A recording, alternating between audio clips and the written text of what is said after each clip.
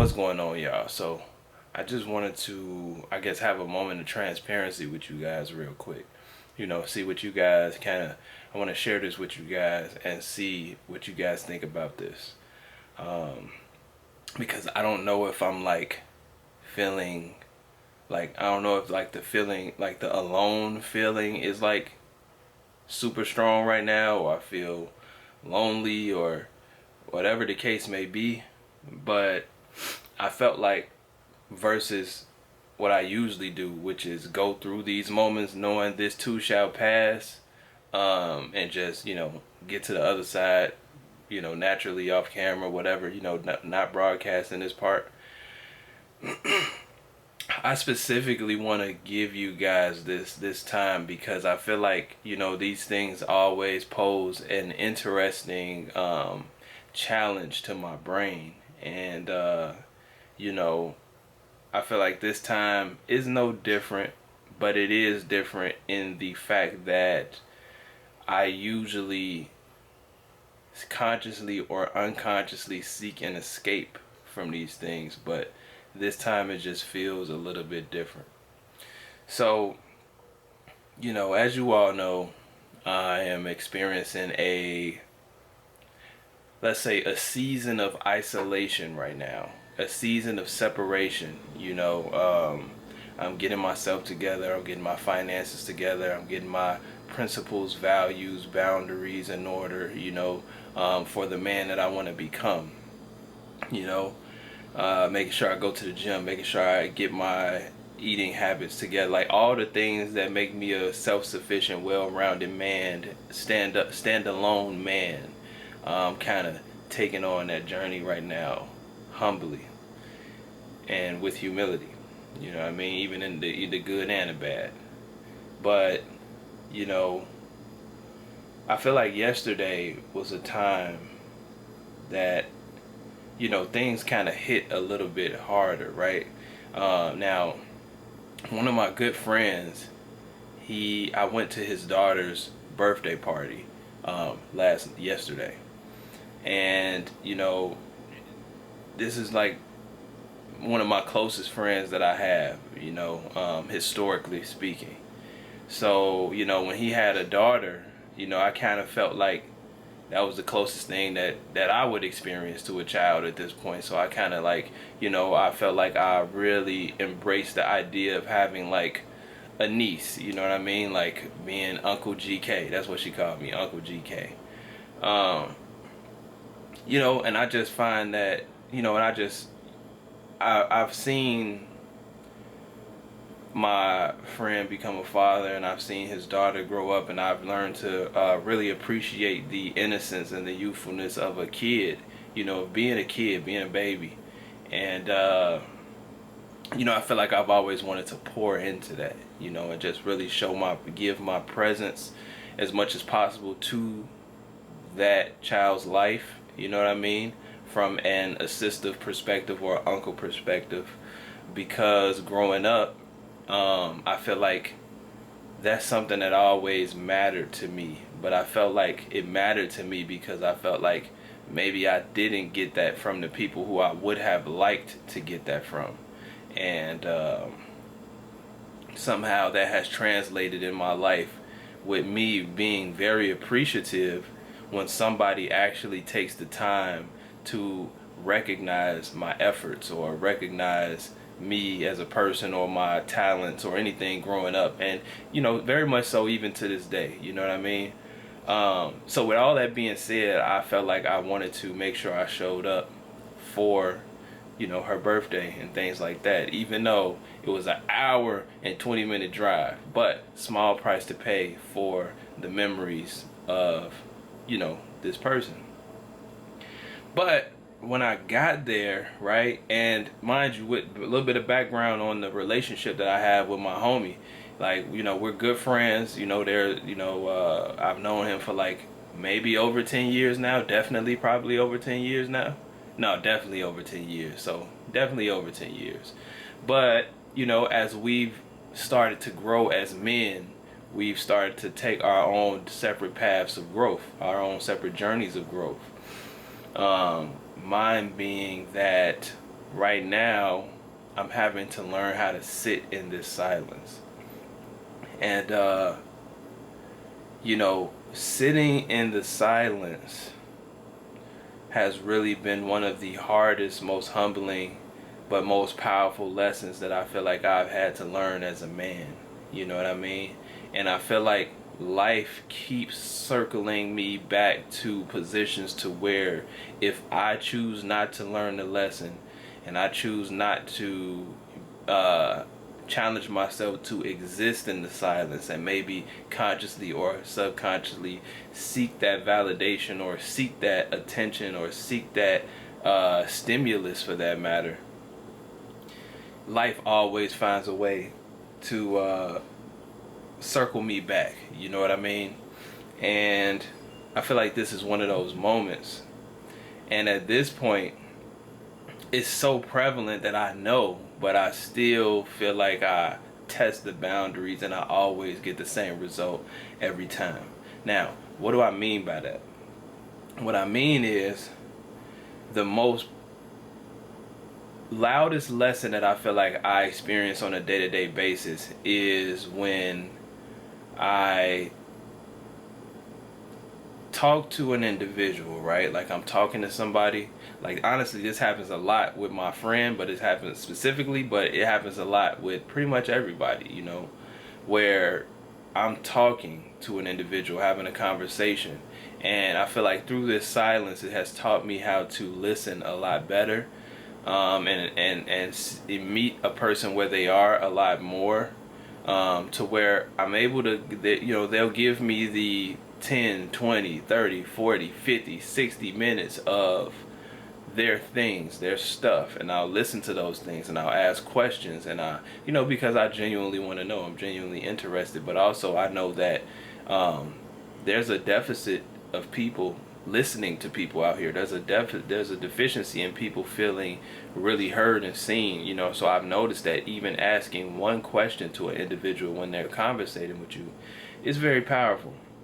But I noticed that 90% of the time, maybe more than 90%, but 90% of the time when it's my turn to give back, and share my things and, maybe give my perspective, that the attention span just isn't there. It's either the attention span, the skill set, the awareness that this is happening, all of these things. But regardless, the reciprocation doesn't, it isn't reciprocated, and at this point in my journey with me knowing that I have to go through this silence and things like that, it's I know I don't take it personal. Let's say that I don't take it personal because I know that this is what I'm supposed to be going through right now. This is the skill set, the muscle that I'm supposed to be developing.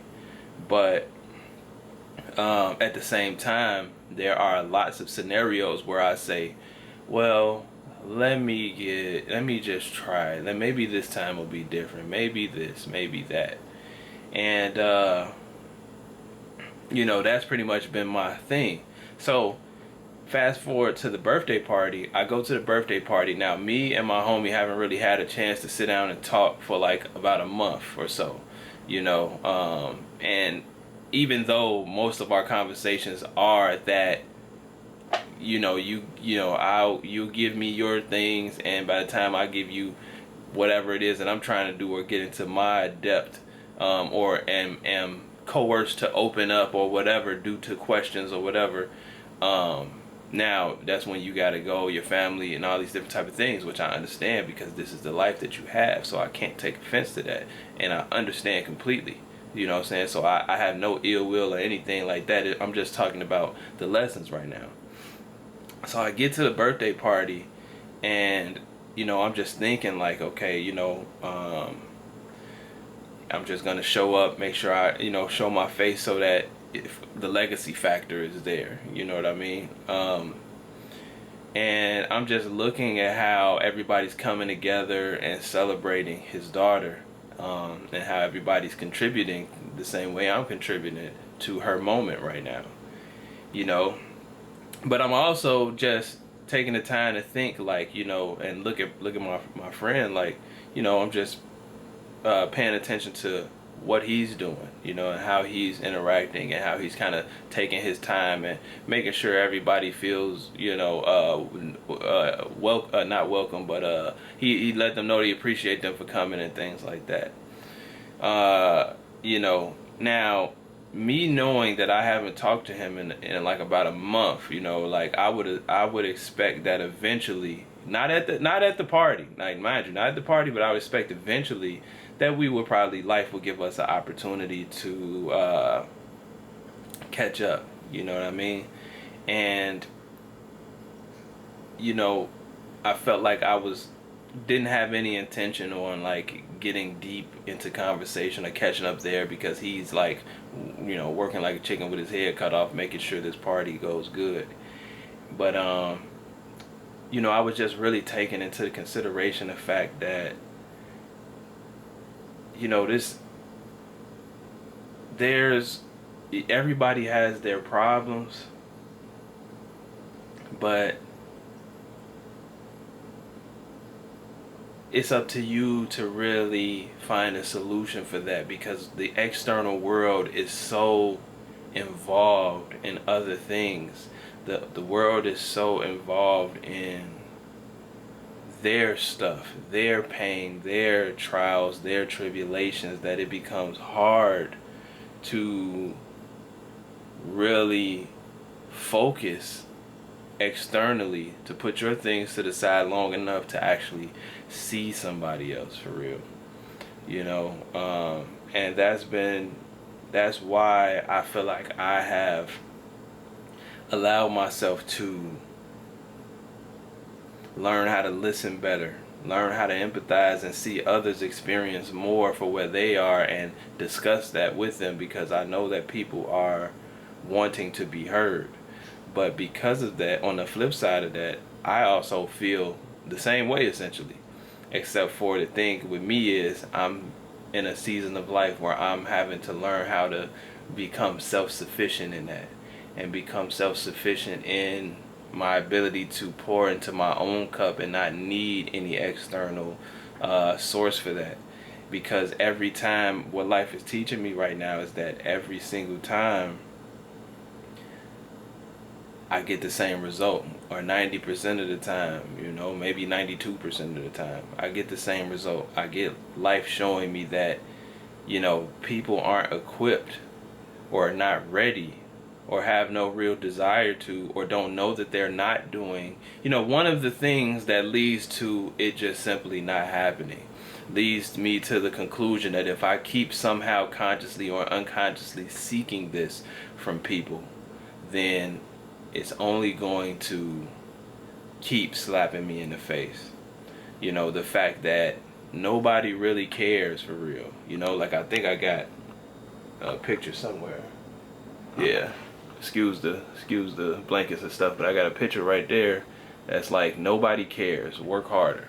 Now, that's some hustle culture stuff, you know, as all of these are, but I feel like there's merit.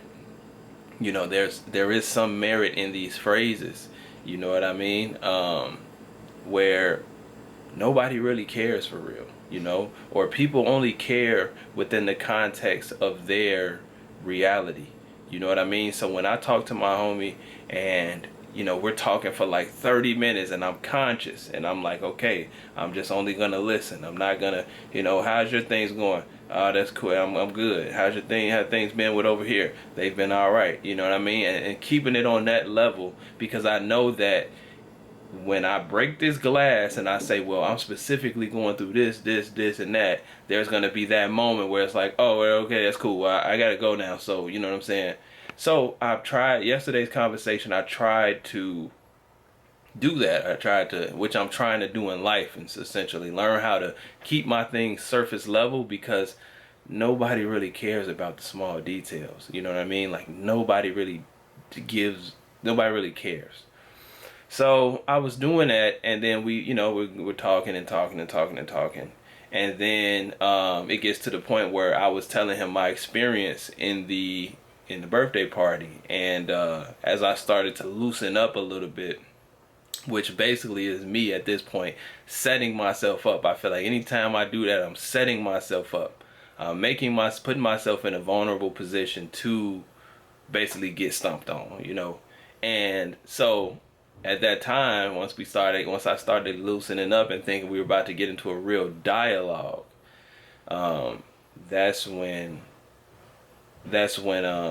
you know, I really that's when it happened. You know what I mean?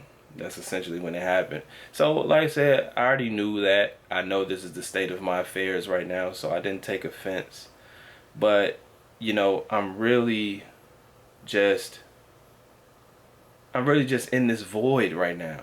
I'm in this void because usually I'll seek an escape, consciously or unconsciously. Historically, I've sought this escape through women, through porn, through sex, through, you know, but all of those things seem superficial right now. And so that's really what I want you guys kind of take on, because I feel my flesh screaming for something, but I don't know what the something is. You know what I mean? Because I know that, you know, superficially chasing women, it's not compelling to me. Like my spirit, like I know my spirit doesn't need to do that. I know my spirit doesn't need to indulge in porn. I know my spirit doesn't need to indulge in meaningless experiences. So, but if I feel alone, or if I feel lonely or whatever, I'm not sure what it is that I'm actually craving, because I don't want to just insert something into my life. I don't want to insert a pacifier. I don't crave any of these things for real. Like I don't crave, like it's not like I can pinpoint like, oh, I just want this. Like, because I know that it would only be a temporary pacifier, you know. So I'm not sure what it is that I'm feeling right now, you know. But I know that my flesh, it's like my flesh is doing something. Like my flesh is calling for something. Like, you know, that starving the flesh feeling. Like I feel like my flesh is starving for something, but my spirit, the difference in historically what I would do, where I've been and where I'm at now, is that even though my flesh is calling for something, starving for something, my spirit is keeping me grounded in saying that we will not be chasing meaningless experiences. We will not be mindlessly indulging in porn. We will not be, you know what I'm saying? Like, but at the same time, I still feel this. So I don't really know what to do. You know what I mean? And as of late, I've been trying to use this YouTube as a medium of expression with those videos. I know some of you guys may have seen those videos where I try to just give my narrative of, you know, my experiences in life. I've been trying to play around with just putting my experiences there, so that I don't really have that need to do that, or less of a need to do that when I'm conversating, because my ideas are somewhere to be found. But that's the only solution I have at this point. You know what I mean? And so I just wanted to take this opportunity just to be vulnerable with you guys and say that I feel my flesh starving right now. I feel my flesh hungry, and it's like I really don't have a reason to be, you know, mad or sad or anything, because I'm, you know, getting my finances together. I'm turning my life around slowly but surely, but I just feel my flesh starving. But I feel my spirit also grounded in a different place. So I feel like there's a gap there that's like I'm stuck in the middle of like my flesh starving and my spirit calling. You know what I mean? And it's like I'm just here in limbo, and I don't know what to make of it, because I technically have no reason to complain in life, and I know that the silence is only training me, you know. But I want to know how you guys feel about this. I want to know how you guys are interpreting this. Have you guys ever went through anything like this? Because I feel like I'm just suspended in the void, and I don't know what to do. You know, I'm on the way to work. I got to go to work in a few minutes, but which I'm grateful for. But I don't know. I just feel like this fleshly dissatisfaction, even though my spirit feels like it's at an all-time high, like an all-time groundedness, an all-time understanding of knowing that I can't just use my flesh as an excuse to go do some maybe potentially destructive stuff. But in the meantime, I'm just here. So I don't know. I don't know. I don't know if work just keeps me busy enough to forget about it long enough, or what's actually I'm still trying to interpret this season of my life, but I don't know. So I just want to share that with you guys, put this on the record, so wherever I end up years from now, I can understand that I had to be here to get there, or whatever. Maybe somebody else is going through this and maybe feels alone in this as well. So I don't know. I don't know what this is, but I just wanted to share with you guys. Let me know what you guys think in the comments. I will reply to all the comments. And until the next video, I'll catch you guys later. Peace.